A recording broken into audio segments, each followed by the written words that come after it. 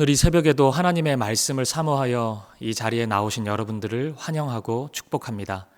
이 시간 사도신경 고백함으로 새벽 예배를 하나님 앞에 드리도록 하겠습니다. 함께 고백하겠습니다.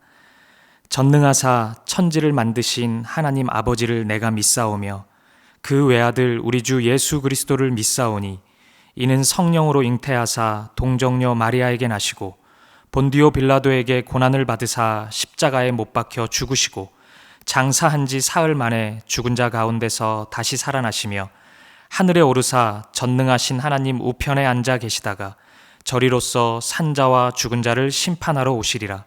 성령을 믿사오며 거룩한 공회와 성도가 서로 교통하는 것과 죄를 사하여 주시는 것과 몸이 다시 사는 것과 영원히 사는 것을 믿사옵나이다. 아멘. 이 시간 찬송가 38장 함께 찬양 드리겠습니다.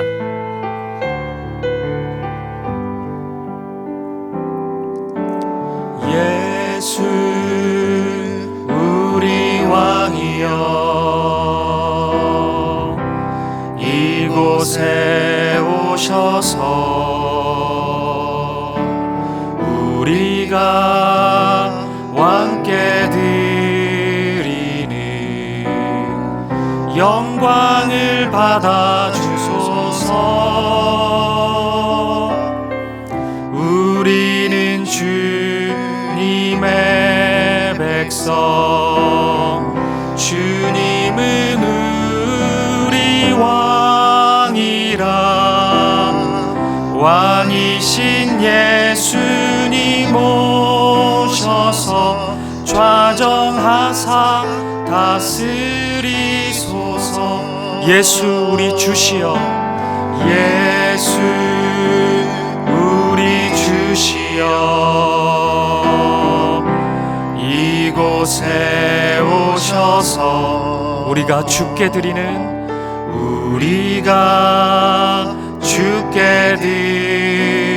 찬양을 받아주소서. 찬양을 받아주소서.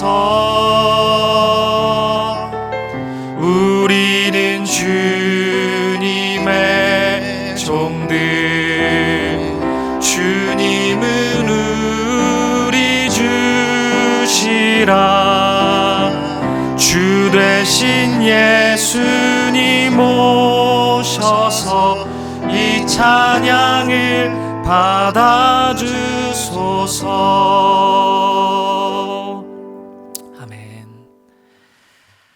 오늘 이 새벽에 우리에게 주신 하나님의 말씀은 신약성경 고린도전서 6장 1절부터 11절까지 말씀입니다. 고린도전서 6장 1절부터 11절까지 말씀입니다. 우리 함께 이 말씀 읽도록 하겠습니다. 너희 중에 누가 다른 이와 더불어 다툼이 있는데 구태여 불의한 자들 앞에서 고발하고 성도 앞에서 하지 아니하느냐? 성도가 세상을 판단할 것을 너희가 알지 못하느냐?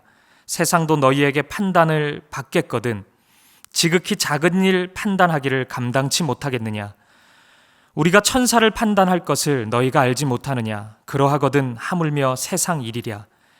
그런즉 너희가 세상 사건이 있을 때 교회에서 경히 여김을 받는 자들을 세우느냐? 내가 너희를 부끄럽게 하려 하여 이 말을 하노니 너희 가운데 그 형제 간의 일을 판단할 만한 지혜 있는 자가 이같이 하나도 없느냐? 형제가 형제와 더불어 고발할 뿐더러 믿지 아니하는 자들 앞에서 하느냐? 너희가 피차 고발함으로 너희 가운데 이미 뚜렷한 허물이 있나니 차라리 불의를 당하는 것이 낫지 아니하며 차라리 속는 것이 낫지 아니하냐? 너희는 불의를 행하고 속이는구나. 그는 너희 형제로다. 불의한 자가 하나님의 나라를 유업으로 받지 못할 줄을 알지 못하느냐? 미혹을 받지 말라. 음란하는 자나 우상 숭배하는 자나 간음하는 자나 탐색하는 자나 남색하는 자나 도적이나 탐욕을 부리는 자나 술 취하는 자나 모욕하는 자나 속여 빼앗는 자들은 하나님의 나라를 유업으로 받지 못하리라. 너희 중에 이와 같은 자들이 있더니 주 예수 그리스도의 이름과 우리 하나님의 성령 안에서 씻음과 거룩함과 의롭다 하심을 받았느니라. 아멘. 오늘 본문의 말씀은 교회라는 것이 어느 정도의 사랑과 희생, 섬김으로 똘똘 뭉쳐있는 공동체이어야 하는지를 말씀해주고 있습니다. 고린도 교회에서 발견된 문제들 중 하나는 서로를 향한 고소, 고발이었습니다. 본문의 1절 말씀을 다시 한번 보도록 하겠습니다. 너희 중에 누가 다른 이와 더불어 다툼이 있는데 구태여 불의한 자들 앞에서 고발하고 성도 앞에서 하지 아니하느냐. 아멘. 물론 오늘날 사법 제도와는 많은 차이가 있겠지만 당시 고린도 교회 성도들은 당시의 세상 법을 통해 자신의 정당성을 입증하려 하였습니다. 한편으로는 얼마나 답답하고 얼마나 억울한 일이 있었으면 세상 법정에까지 호소할까, 그런 마음이 드는 것도 사실입니다. 하지만 오늘 본문은 매우 단호하게 이러한 모습은 옳지 않다고 말씀하고 있습니다. 왜 그럴까요? 성경의 대답은 생각보다 너무 간단합니다. 교회이기 때문입니다. 교회는 세상과 전혀 다른 곳입니다. 어제 말씀드린 것처럼 교회는 세상 속에 부름을 받았지만 세상에 속한 곳은 아닙니다. 오직 하나님께 속한 곳이 교회입니다. 그렇기 때문에 교회에서 세상 질서가 우선될 수는 없습니다. 아무리 합리적이어도 아무리 이성적이어도 세상의 기준을 가지고 교회의 방향을 이끌고 나아갈 수는 없는 것입니다. 교회는 오직 하나님의 말씀에 따라 움직이는 곳이기 때문입니다. 이런 메시지를 들으면 약간 불편한 마음이 드는 분들도 분명히 있을 것입니다. 아마도 교회는 세상과 다르다고 외치면서 세상의 상식에도 미치지 못하는 모습을 우리는 많이 접했기 때문일 것입니다. 세상 사람들도 부끄러워하는 일을 거침없이 저질러 놓고도 하나님이 다 하셨다는 그 말 한마디, 그 당당한 고백 안에 상식 밖의 일들을 너무나 자연스럽게 행하는 교회들을 우리는 자주 보았습니다. 본격적으로 본문을 강론하기 전에 분명히 해두고 싶은 부분이 있습니다. 아주 가끔이긴 하지만 오늘 본문을 자신의 잘못을 방어하는 방식으로 사용하는 분들이 있습니다. 성적인 범죄를 저질러 놓고 공금 횡령을 쉽게 저질러 놓고도 성경을 봐라, 세상 법정으로 가는 것은 옳지 않다고 말하지 않냐, 그렇게 당당하게 외치면서 비교적 허술한 교회법을 이용해서 자신의 잘못을 슬쩍 덮으려고 하는 사람들이 너무 많습니다. 너무 아프고 너무 쓰라리지만 이러한 모습을 교회에서 우리는 너무 자주 보고 있습니다. 하지만 오늘 이 말씀은 그런 차원으로 적용할 수 있는 말씀이 아닙니다. 세상 법정에 서는 것은 무조건 잘못된 것이기 때문에 오로지 내부 논리로 잘 해결하라, 이런 식의 말씀이 아니라는 이야기입니다. 따라서 이런 식으로 말씀을 악용하는 사람은 오늘 말씀에 지지를 받을 수 없다는 사실을 분명히 기억하시기 바랍니다. 조금 놀라실 수 있는데 교회는 상식으로 이루어지는 곳은 아닙니다. 상식을 말하지 않는 것, 그것 자체 맞습니다. 하지만 그렇다고 해서 성경의 메시지를 상식에도 미치지 못하는 몰상식으로 이해하는 것은 옳지 않습니다. 오히려 성경은 상식을 초월한 초상식을 말하고 있다는 것을 우리는 기억해야 합니다. 누군가가 오른뺨을 맞았다고 가정해 보겠습니다. 어떤 반응이 상식적일까요? 내가 오른뺨을 한 대 맞았으니까 한 대 돌려주는 것, 또는 경찰을 비롯한 공권력을 동원해서 그에게 합당한 죄의 결과를 묻는 것, 책임을 묻는 것, 이것이 상식적인 것입니다. 몰상식은 무엇이겠습니까? 한 대 맞았다고 10대 돌려주는 거, 20대 때려주는 거, 이거 몰상식입니다. 근데 성경은 상식도 이야기하지 않고 몰상식도 이야기하지 않습니다. 성경은 이렇게 말씀합니다. 오른뺨을 맞으면 왼뺨도 내어주라고 말씀하고 있습니다. 성경이 상식적이지 않다고 이야기할 때는 바로 이런 점을 염두에 두고 하는 말씀인 것입니다. 성경은 절대로 몰상식을 지지하지 않습니다. 초상식을 언제나 이야기하고 있습니다. 이런 초월적인 질서가 가득한 곳, 이런 초월적인 질서로 하루하루를 살아가는 곳, 그곳이 바로 교회인 것입니다. 이 초월적인 질서는 교회를 이루고 있는 성도들의 관계를 볼 때 더욱 분명해집니다. 교회에서는 함께 예수를 주님으로 고백하는 모든 이들을 내 몸의 일부로 여깁니다. 성도들은 옆에 있는 지체의 아픔을 아이고 힘들겠다, 얼마나 아프세요 정도의 공감에 그치지 않습니다. 나의 아픔으로, 나의 슬픔으로, 나의 힘듦으로 규정합니다. 나의 소유를 아무런 대가도 없이 다른 사람의 필요를 채우기 위해 흘려 보내주기도 합니다. 어떻게 해서 이런 질서가 작동할 수 있겠습니까? 예수 그리스도 때문입니다. 오늘 본문에서는 물론 예수 그리스도 때문에 사랑하라, 예수 그리스도 때문에 용서하라, 이런 직접적인 언급은 없습니다. 하지만 우리가 오늘 말씀을 읽으면서 예수 그리스도를 생각해야 되는 근거가 있습니다.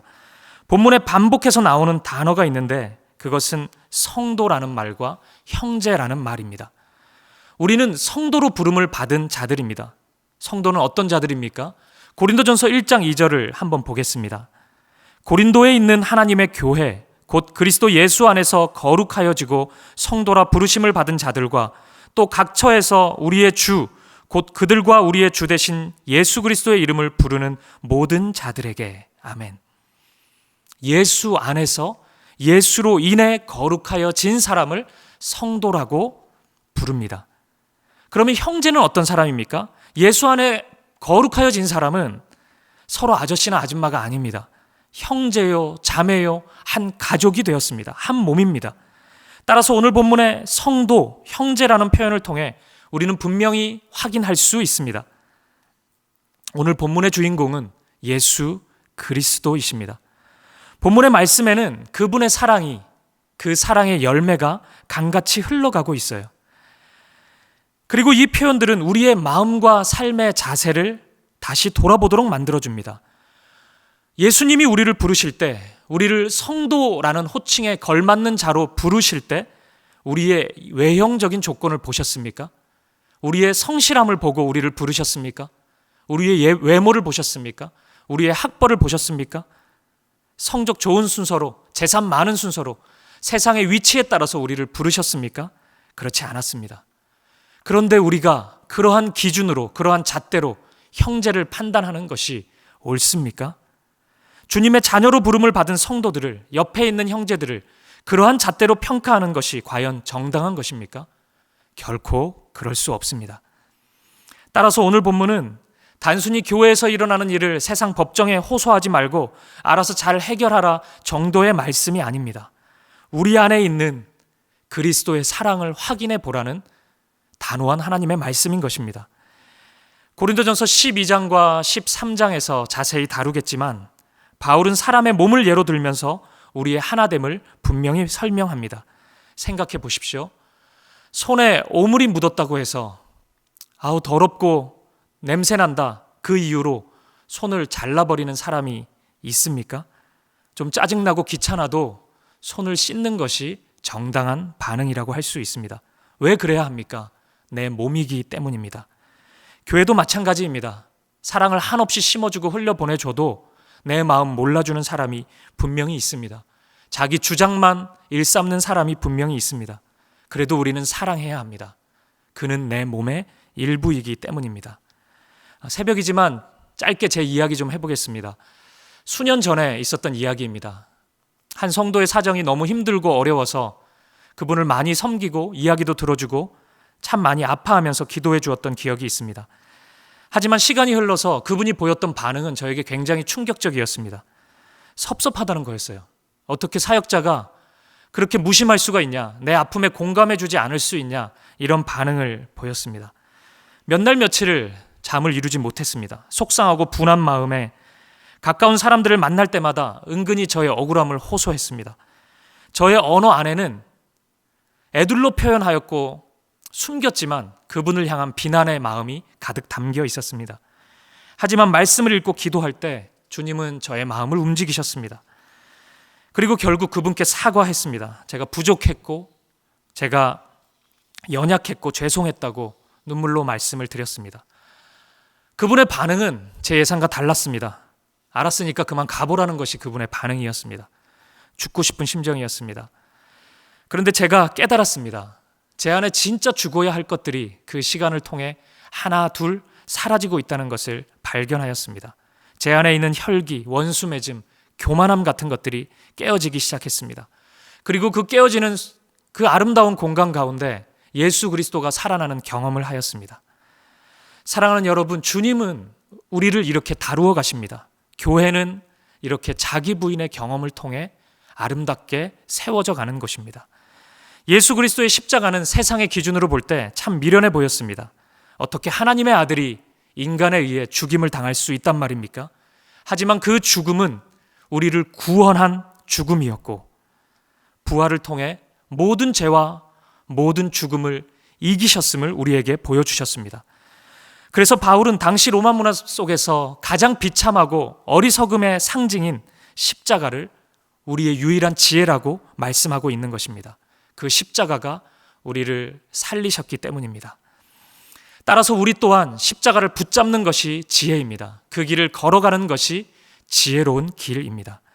교회에서는 백분 토론하듯이 나의 주장을 한없이 늘어놓고 내 주장의 옳음을 인정받는 것만이 선한 것이 아닙니다. 그 결정에 십자가의 사랑이 흘러가고 있는지, 하나님을 사랑하고 형제를 사랑하는 마음이 나의 주장에 담겨 있는지가 훨씬 더 중요합니다. 그것이 사람을 살리는지가 훨씬 더 중요한 가치입니다. 사랑하는 여러분, 예수님께서 십자가에서 우리를 살리셨습니다. 그리고 우리를 사랑하심을 입증해 보이셨습니다. 그것이 미련한 것이 아니고 참 지혜인 것을 십자가에서 증명하셨습니다. 따라서 꼭 기억하십시오. 우리가 남을 아프게 하면서까지, 나의 옳음을 인정받으면서까지 지켜야 할 가치는 없습니다.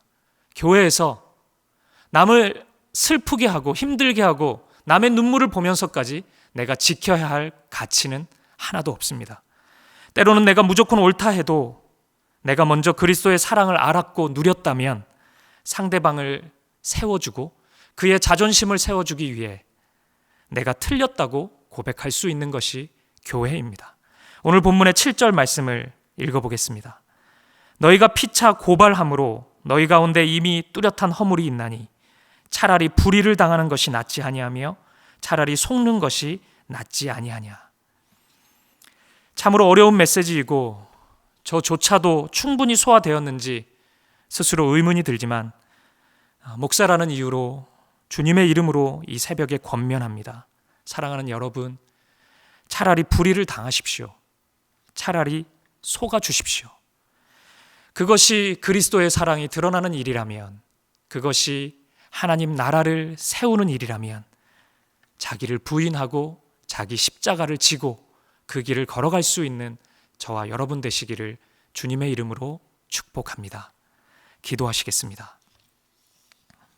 존귀하신 아버지, 오늘 말씀을 통해 우리 안에 있는 은밀한 죄성을 발견합니다.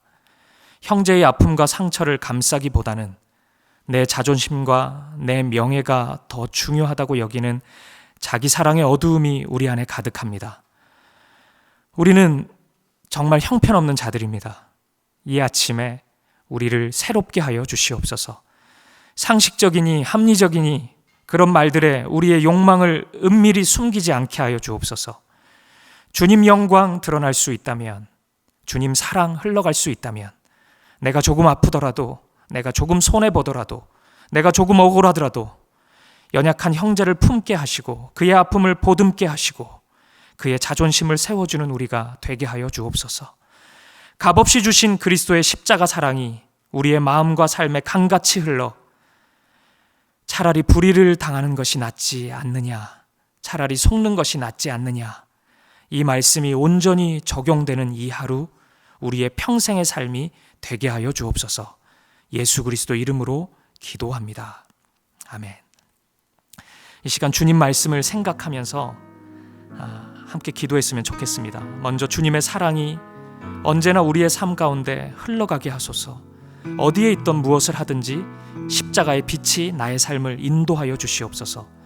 또 그 십자가 사랑으로 형제를 사랑하는 우리가 되도록 형제의 아픔이 내 아픔이 되고 그의 잘못을 지적하고 책망하기보다 형제의 자존심을 세워줄 수 있는 넉넉한 마음을 주님으로 인해 가질 수 있는 우리가 되도록 기도했으면 좋겠습니다.